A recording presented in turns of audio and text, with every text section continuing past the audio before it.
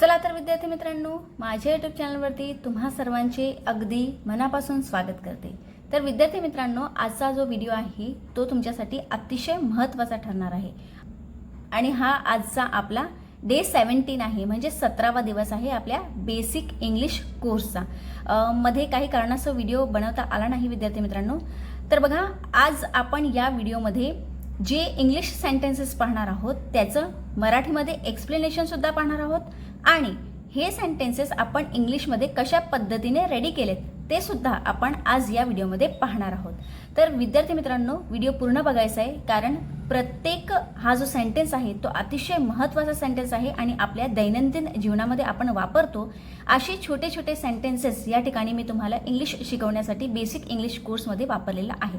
म्हणजे हे सगळे जे सेंटेन्सेस आहेत ते अतिशय महत्त्वाचे आहेत विद्यार्थी मित्रांनो, आणि हे जर तुम्ही डेली यूजमध्ये आणलेत तर तुमचा बेसिक इंग्लिश कोर्स हा नक्कीच कंप्लीट होणार आहे आणि इंग्लिश तुम्हाला नक्कीच बोलता येणार आहे। तर मध्ये स्किप करायचं नाही विद्यार्थी मित्रांनो, आणि हो, या चॅनलवरती तुम्ही नवीन असतील तर चॅनलला सबस्क्राइब नक्कीच करायचं आहे। चला तर स्टार्ट करूया। बघा, पहिला या ठिकाणी जो सेंटेन्स आहे तो आहे play after school. Play after school म्हणजे शाळेनंतर खेळा। शाळेनंतर खेळा म्हणजे या ठिकाणी सांगण्याचा जो अर्थ आहे तो असा आहे की शाळा सुटल्यानंतर खेळा। म्हणजे वाक्याचा जर आपण सहसा अर्थ घेतला तर तो अर्थ होतो की प्ले। प्ले म्हणजे काय? तर प्ले म्हणजे खेळणे। प्ले हा या ठिकाणी महत्त्वाचा क्रियापद आहे, ठीक आहे। प्ले वर्ब आहे, म्हणजे क्रियापद आहे। प्ले म्हणजे काय? तर खेळणे। आफ्टर म्हणजे नंतर। आफ्टर म्हणजे नंतर। बघा, नंतर हा शब्द या ठिकाणी आलेला आहे। आणि स्कूल म्हणजे शाळा।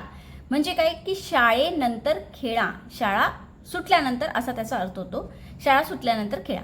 प्ले आफ्टर स्कूल, मग त्याची इंग्लिश कशी होणार आहे? Play after school. तर हा सेंटेन्स आपण नॉर्मली आपल्या विद्यार्थ्यांना किंवा आपले घरी जे लहान मुलं असतात त्यांना आपण हा सेंटेन्स बोलू शकतो, त्यांच्यासाठी हा सेंटेन्स आपण यूज करू शकतो। प्ले आफ्टर स्कूल, ठीक आहे। प्ले म्हणजे खेळणे, आफ्टर म्हणजे नंतर, आणि स्कूल म्हणजे शाळा।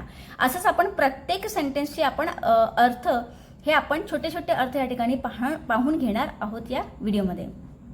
दुसरा सेंटेन्स आहे या ठिकाणी don't go out after dark. Don't go out after dark. आता या ठिकाणी डू म्हणजे करणे, ठीक आहे। डू म्हणजे करणे आणि डोंट म्हणजे या ठिकाणी नाही, ठीक आहे। गो म्हणजे या ठिकाणी जाणे, आउट म्हणजे बाहेर, आफ्टर म्हणजे नंतर, आणि डार्क मग डार्कचा या ठिकाणी अर्थ होतो अंधार। अंधार पडल्यानंतर बाहेर जाऊ नका। अंधार पडल्यानंतर बाहेर जाऊ नका। तर बघा, या ठिकाणी जागा जरा कमी पडते आहे, त्याच्यामुळे आपण या ठिकाणी सेंटेन्स खाली घेतलेला आहे। मग सेंटेन्स कसा होईल? अंधार पडल्यानंतर बाहेर जाऊ नका। Don't go out after dark. Dark म्हणजे या ठिकाणी आपल्याला अर्थ घ्यायचा आहे अंधार। आफ्टर म्हणजे आताच आपण पाहिलं नंतर। हे सगळे शब्द सुद्धा लक्षात ठेवायचे आणि त्याचे मीनिंग सुद्धा या ठिकाणी विद्यार्थी मित्रांनो लक्षात आपल्याला ठेवायचं आहे, जेणेकरून ह्याच्यावरून आपण नेक्स्ट किंवा इतर जे सेंटेन्स आहेत ते आपण बनवू शकू। आता तिसरा जो सेंटेन्स आहे it is dark after sunset. आता बघा, परत या ठिकाणी डार्क हा शब्द आलेला आहे। It is dark after sunsets. मग काय अर्थ होईल? सूर्य मावळल्यानंतर अंधार होतो। सूर्य मावळल्यानंतर अंधार होतो। सूर्य मावळल्यानंतर अंधार होतो म्हणजे it is dark after sun. Sun म्हणजे सूर्य आणि सेट्स म्हणजे या ठिकाणी मावळणे असा अर्थ आहे। मग सूर्य मावळल्यानंतर अंधार होतो असा त्याचा अर्थ होणार आहे। त्याच्यानंतर पुढचा सेंटेन्स आहे शी रॅन आफ्टर हर पेट। शी रॅन आफ्टर हर पेट।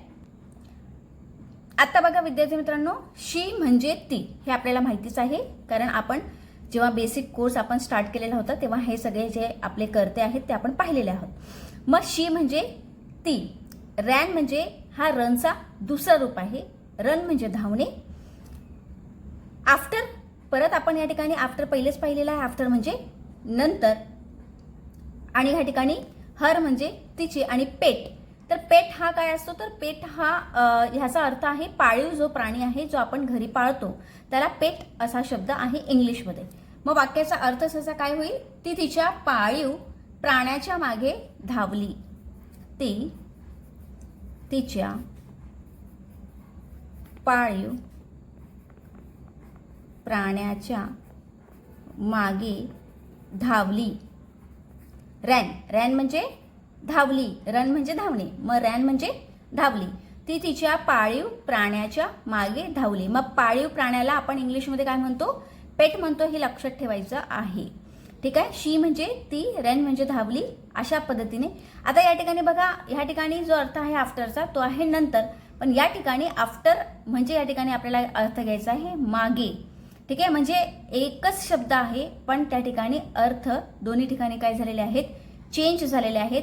अशा पद्धतीने आपल्याला इंग्लिश शिकताना ह्या गोष्टी लक्षात ठेवणे खूप महत्त्वाचं आहे. शब्द एकच आहे पण त्याचा मराठीमध्ये जेव्हा अर्थ होतो तेव्हा तो थोडासा चेंज होऊन जातो. या ठिकाणी नंतर आणि या ठिकाणी मागे. शी रॅन आफ्टर हर पेट, ती तिच्या पाळीव प्राण्याच्या. आता नंतर धावली असं तर आपल्याला म्हणता येणार नाही, म्हणून आपल्याला या ठिकाणी शब्दाचा अर्थ घ्यायचा नाहीये. तर या ठिकाणी अर्थ घ्यायचा आहे की ती तिच्या पाळीव प्राण्याच्या मागे धावली. इथपर्यंत समजलं असेल विद्यार्थी मित्रांनो. आज आपण एकदम डिटेलमध्ये सगळे सेंटेन्सेस पाहणार आहोत. ठीक आहे. त्याच्यानंतर आहे या ठिकाणी दुसरा सेंटेन्स आहे see you again. See you अगेनचा सोपाच अर्थ होतो पुन्हा भेटूया, पुन्हा भेटूया. आणि हा जो सेंटेन्स आहे तो आपण नॉर्मल यूज करतच असतो. सी यू अगेन, पुन्हा भेटूया. पुढचा सेंटेन्स आहे I will try it again.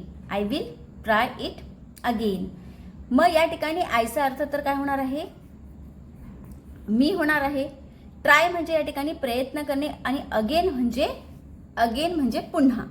मग या ठिकाणी जर आपण वाक्याचा अर्थ घेतला तर तो वाक्याचा अर्थ होणार आहे मी पुन्हा प्रयत्न करेन. ट्राय म्हणजे प्रयत्न करणे, अगेन म्हणजे पुन्हा. ठीक आहे. आणि मी म्हणजे या ठिकाणी आपल्याला आय, म्हणजे आय हा आपला काय आहे, करता आहे. मग या ठिकाणी वाक्याचा अर्थ होईल मी पुन्हा प्रयत्न करेन. त्याच्यानंतरचा सेंटेन्स आहे don't ask me again. Don't ask me again. मग या ठिकाणी परत डोंट म्हणजे डू म्हणजे करणे आणि डोंट म्हणजे नाही, आणि आस्क म्हणजे या ठिकाणी आहे विचारणे. अगेन म्हणजे पुन्हा हा शब्द आपण आत्ताच पाहिलेला आहे. मग वाक्याचा अर्थ काय होईल, मला पुन्हा विचारू नको.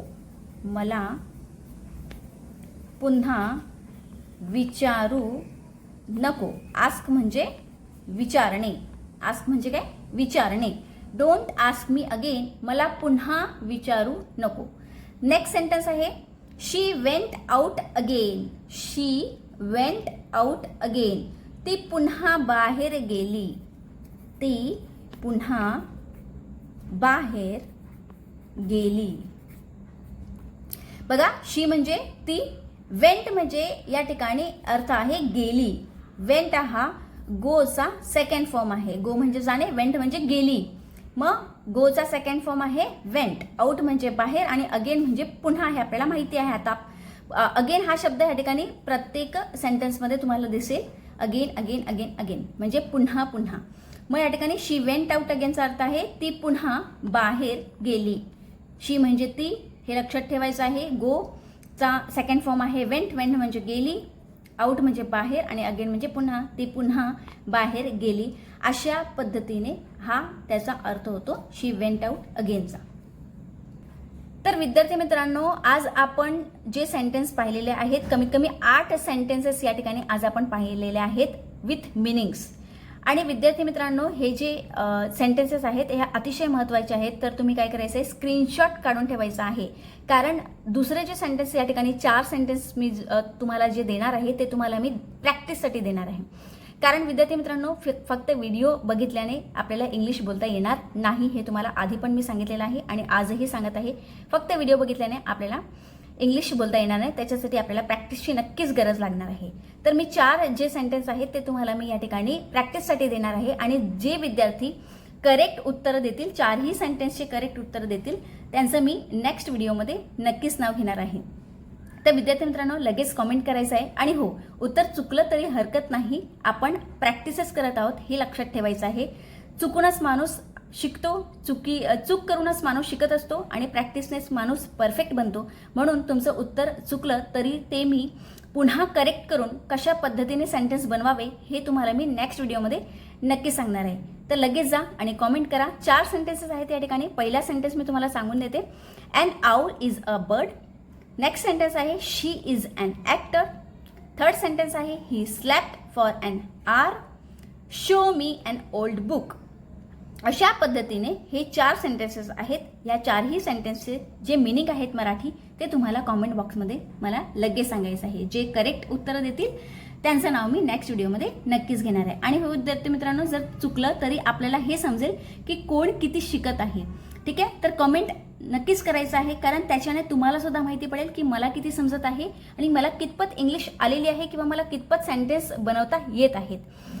ठीक आहे, आशा करते विद्यार्थी मित्रांनो की हा व्हिडिओ तुम्हाला आवडला असेल तर लाईक, शेअर आणि सबस्क्राईब करायला मात्र विसरू नका. आणि हो, तुमचे मित्रमैत्रिणी ज्यांना इंग्लिश शिकायची आहे, ज्यांना विदाऊट एनी फीज इंग्लिश शिकायची आहे, तर त्यांनाही माझा जो व्हिडिओ आहे तो शेअर करा, जेणेकरून तेही सबस्क्राईब करतील आणि त्यांनासुद्धा इंग्लिश शिकायला भेटणार आहे. विद्यार्थी मित्रांनो, भेटूया आपण नेक्स्ट व्हिडिओमध्ये. धन्यवाद.